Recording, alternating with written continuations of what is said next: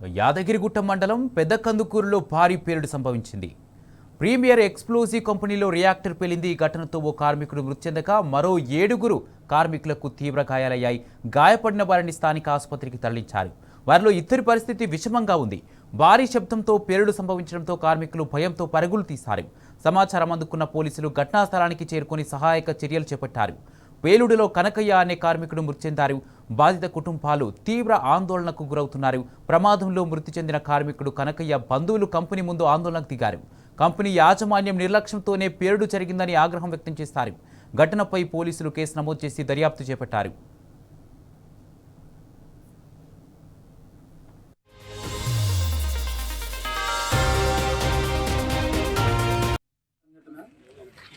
ఈ సంఘటన ఒక ప్రాసెస్ బిల్డింగ్లో 9:45 ప్రాంతంలో జరిగింది.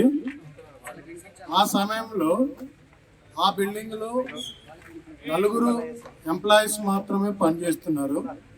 అందరూ ఊహించినట్టుగా 15 మంది 20 మంది ఆ బిల్డింగ్లో లేరు.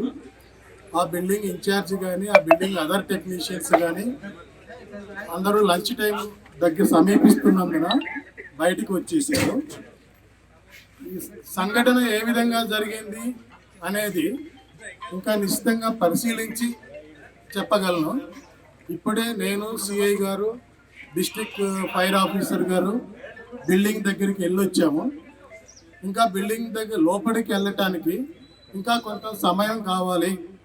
లోపల ఇంకా కొంచెం మెటీరియల్ ఉంది.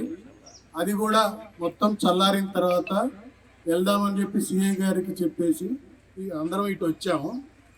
ఇంకోటి దృష్టిగానం ఏంటంటే ఇప్పుడు మనం పంపించిన 3-4లో ఒక వ్యక్తి, దట్ ఈజ్ ఎం కనకయ్య, మా senior employee. Unfortunate thing, other 3 employees వాళ్ళకి ఎక్స్టర్నల్ మైనర్ ఇంజరీస్, వాళ్ళని హాస్పిటల్లో ట్రీట్మెంట్ చేస్తున్నాము. అందరూ అనుకుంటున్నట్టు ఎక్కువ మంది వ్యక్తులు కానీ ఎవరు కానీ లేరు. సరే, ఎందుకు జరిగింది అనేది టెక్నికల్ అనాలిసిస్ మేము చేస్తాము. అందరూ సంయమనం పాటించి మాకు సహకరించాలని కోరుతున్నాం. మేనేజ్మెంట్ చెప్పడం ప్రకారం ఏంటంటే అక్కడ మెగ్నీషియం మెటీరియల్ ఉంది, దానికి ఎక్స్పోజర్ నేచర్ ఉంటుంది.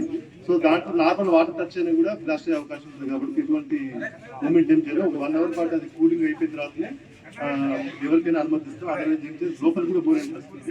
అక్కడ ఇంకా వేరే ఎటువంటి ఏం ఇన్సిడెంట్స్ అయితే ఏం కనపడలేదు. ప్రస్తుతం ఉంది. మనం దీంట్లో మనకి ఒకవేళ ఇప్పుడు అంటే వీళ్ళు చెప్పేదాని ప్రకారం అయితే ఆ ఇన్సిడెంట్ జరిగినప్పుడు అయితే లోపల 4 మెంబర్స్ ఉన్నారు. దానికి సంబంధించిన 100 మీటర్లు మాత్రం బయట ఉన్నారంట. వాళ్ళకి మార్నింగ్ 6 to 2 o'clock షిఫ్ట్ ఇది అని తెలుస్తుంది. వాళ్ళు చెప్పేదాని ప్రకారం 6 o'clock ఎక్కారు కాబట్టి డ్యూటీకి మధ్యాహ్నం లంచ్ గురించి 10 o'clock లంచ్ టైం ఉంది అన్నది. సో ఒక 10 నిమిషాల ముందే కొంతమంది బయటకు వెళ్ళడం వల్ల అప్పుడు ఇన్సిడెంట్ జరిగినప్పుడు మాత్రం ఓన్లీ 4 persons ఉన్నారని తెలుస్తుంది. అందులో ఇప్పుడు కనక ఎంటానికి కొంచెం సీరియస్ గా ఉందంటున్నారు. నెక్స్ట్ ప్రకాశం దానికి కొంచెం ఇంజూరీస్ కనపడుతుంది. మిగతా కూడా షాక్ ఇంజూరీస్ అట్లా తెలుస్తుంది.